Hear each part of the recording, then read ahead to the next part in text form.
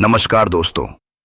क्या आपने कभी सोचा है कि हमारे पूर्वज जो हमें जीवन की नींव देते हैं, उनकी याद में एक पूरा पक्ष क्यों समर्पित है? जी हाँ, आज हम बात करेंगे पितृपक्ष की, उस 15 दिनों की अवधि की जहां हम अपने पितरों को तर्पण, पिंडदान और अन्न जल अर्पित करके उनका स्मरण करते हैं।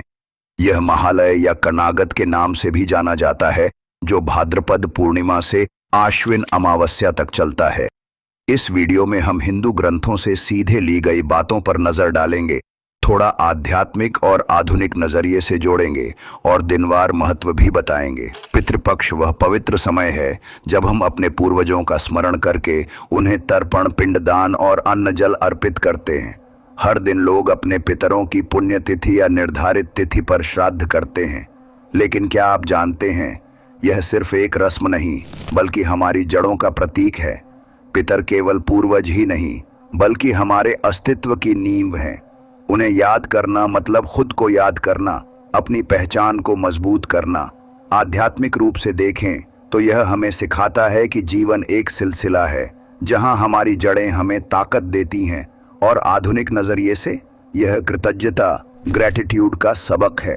हम अपनी आने वाली पीढ़ी को यही संदेश देते हैं कि माता पिता और पूर्वजों का आदर करना हमारा कर्तव्य है। इससे परिवार में सकारात्मक ऊर्जा बढ़ती है और हम ज्यादा ग्राउंडेड महसूस करते हैं। अब दोस्तों, एक बात साफ समझ लीजिए, हर ग्रंथ में जो बातें हैं वो हमेशा शब्दशः उसी तरह नहीं मिलती जैसे अक्सर लोग सुनाते हैं।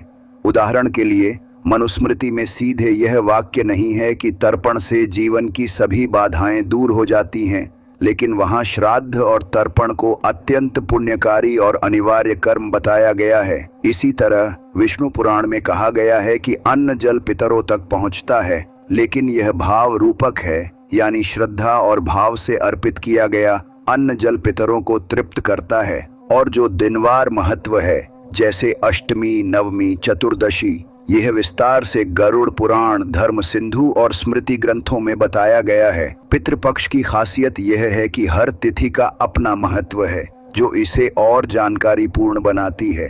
जैसे अष्टमी को मातृक श्राद्ध किया जाता है, जहां माताओं या मातृपक्ष की याद में पूजा होती है। नवमी को स्त्रियों का श्राद्ध, जहां परिवार की महिलाओं को समर्पित है। चतुर्दशी को अकाल मृत्यु वालों का श्राद्ध, यानी असमय मौत पाने वालों के लिए। और सबसे महत्वपूर्ण, अमावस्या को सर्वपितृ श्राद्ध, जहां सभी पितरों को एक साथ याद किया जाता है। इससे पता चलता है कि हर दिन एक विशेष ऊर्जा लेकर आता है। क्या कमाल की व्यवस्था है ना। तो पितृपक्ष क्यों मनाते हैं? सबसे पहले पितृ आरण चुकाने के लिए। अर्षि, देव और पितरों का ऋण। यह माना जाता है कि जब तक हम अपने पितरों को याद नहीं करते, उनका आशीर्वाद अधूरा रहता है। इस समय पितर पृथ्वी लोक पर आते हैं और वंशजों से जल व अन्न की अपेक्षा करते हैं।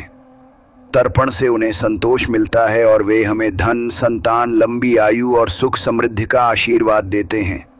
भावनात्मक रूप से ये हमें सिखाता है कि हमारी जड़ें हमें मजबूत बनाती हैं। बिना जड़ों के पेड़ कैसे खड़ा रहेगा।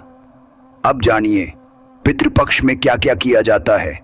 सबसे पहले तर्पण, जल और तिल अर्पण करके पितरों को शांति दी जाती है। फिर पिंडदान, चावल, जौ, तिल, जौ का आटा और घी से बने पिंड अर्पित किए जाते हैं। यह गया, प्रयाग, वाराणसी, हरिद्वार जैसे तीर्थों में विशेष रूप से किया जाता है। श्राद्ध भोज में ब्राह्मणों को भोजन कराना और दक्षिणा देना, क्योंकि माना जाता है कि ब्राह्मणों को दिया भोजन पितरों तक पहुंचता है। साथ ही दान और सेवा, अन्न, वस्त्र, छाता, धान्य जरूरतमंदों को देना, इससे पितरों को संतोष और हमें पुण्य मिलता है। ग्रंथों में साफ बताया गया है कि इस समय में क्या नहीं करना चाहिए। विवाह, सगाई, गृह प्रवेश, नया घर या वाहन खरीदना, मांस, मद्य, तामसिक भोजन, झगड़ा झंझट से बचें। भोजन सादगी पूर्ण और सात्विक होना चाहिए। याद रखें, यह समय शांति और स्मृति का है। कुछ विशेष बातें जो आपको जाननी चाहिए। श्राद्ध केवल अपने पितरों के लिए नहीं बल्कि अज्ञात आत्माओं के लिए भी किया जाता है, यानी जिनका श्राद्ध करने वाला कोई नहीं। आश्विन अमावस्या सबसे प्रमुख दिन है, जहां अगर मृत्यु तिथि ज्ञात न हो तो श्राद्ध किया जा सकता है। सारांश में पितृपक्ष का उद्देश्य है पितरों को स्मरण करना, तर्पण और पिंडदान से उन्हें तृप्त करना, उनसे आशीर्वाद प्राप्त करना और पितृ आण से मुक्ति पाना। धर्म ग्रंथों में इसे अत्यंत महत्वपूर्ण और अनिवार्य कर्म बताया गया है। दोस्तों, इस बार पितृपक्ष में जरूर भाग लें, अपनी जड़ों को मजबूत करें। अगर वीडियो पसंद आया तो शेयर करें और बताएं कमेंट्स में कि आप कैसे मनाते हैं। मिलते हैं अगले वीडियो में। जय श्री राम।